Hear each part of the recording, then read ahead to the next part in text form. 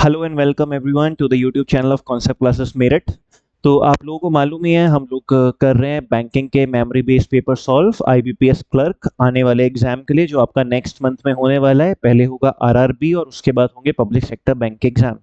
तो पहले clerical exam है तो उसकी सीरीज चला कर रखते हैं और फिर पीओ आएगा तो धीरे धीरे पीओ पर भी मूव करेंगे।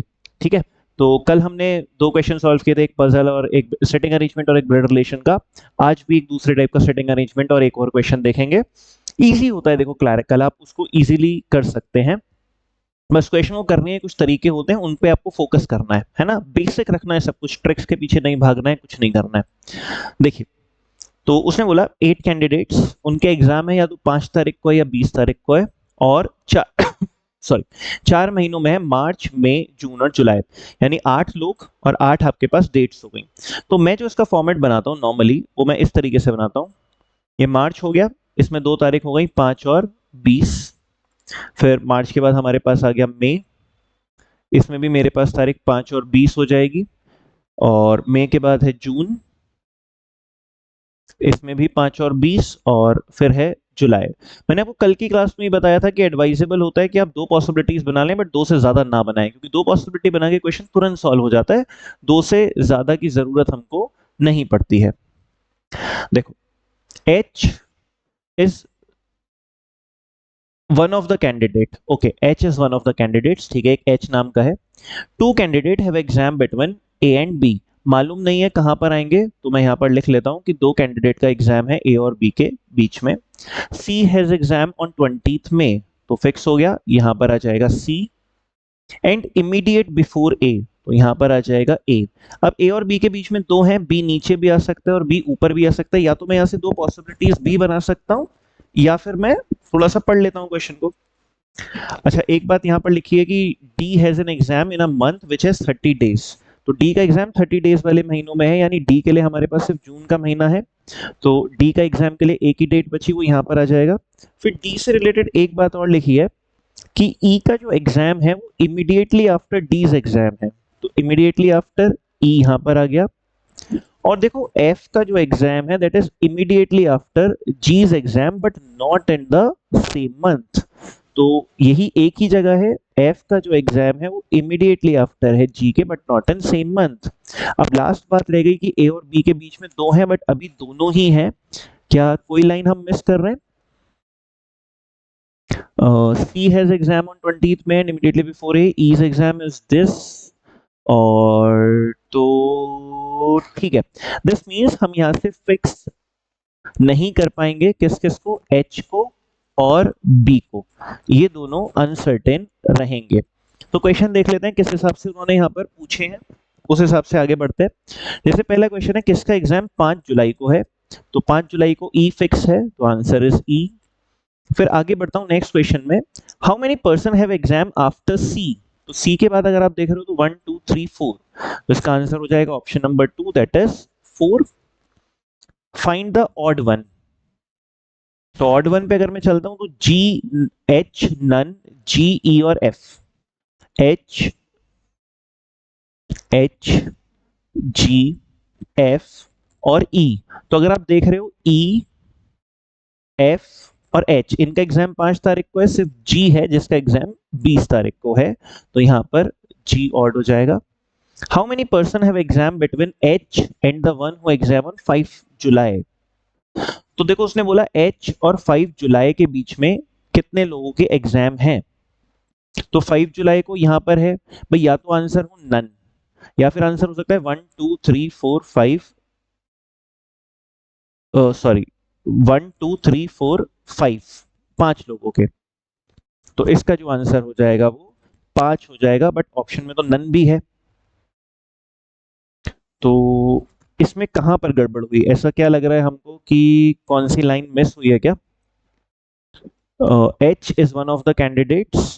ठीक है, 2 candidate have exam between A and B, A और बी के बीच में। ओके, यहां मिस्टेक हो गया भाई। ए और बी के बीच में 2 कैंडिडेट यहाँ तो आ ही नहीं सकते, यहीं पर ही आएंगे, तो एक ही जगह है। फिर तो क्लियर है, उसमें कोई बात ही नहीं है वो वाली कि बी कहीं फिक्स नहीं होगा, वो फिक्स हो गया है, बी नीचे ही आएगा, क्योंकि ऊपर तो ले जा ही नहीं सकते, तो बी नीचे ही आएगा, तो वो फिक्स है। चलिए आगे बढ़ते हैं।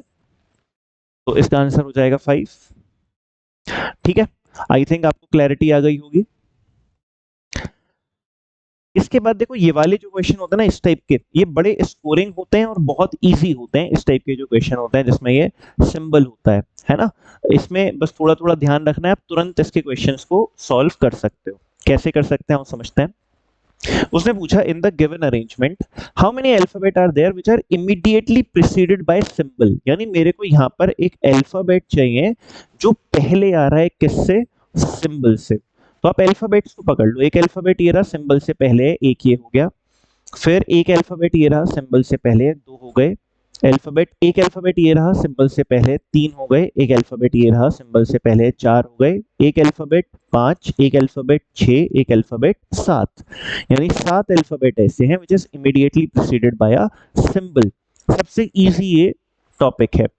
जैसे दूसरा क्वेश्चन उसने यहाँ पर पूछा, आई होप आपको दिख रहा होगा, right. How many symbols are there which are immediately preceded by a vowel, कितने सिंबल ऐसे हैं which is immediately preceded by a vowel. तो सिंबल को पकड़ लेते हैं। ये रहा सिंबल बट वॉवल नहीं है। How many symbols are there which is immediately preceded by a vowel, तो ये ध्यान रखिएगा, पहले सिंबल चाहिए फिर वॉवल चाहिए। तो एक सिंबल ये रहा बट ये वॉवल नहीं है, सिंबल वॉवल नहीं है, ये रहा सिंबल, ये रहा vowel, one symbol but vowel नहीं है, सिंबल बट वॉवल नहीं है, सिंबल बट वॉवल नहीं है, सिंबल वॉवल है, दो हो गए, और सिंबल वॉवल नहीं है, यानी इसका जो आंसर आपका हो जाएगा दैट इज 2।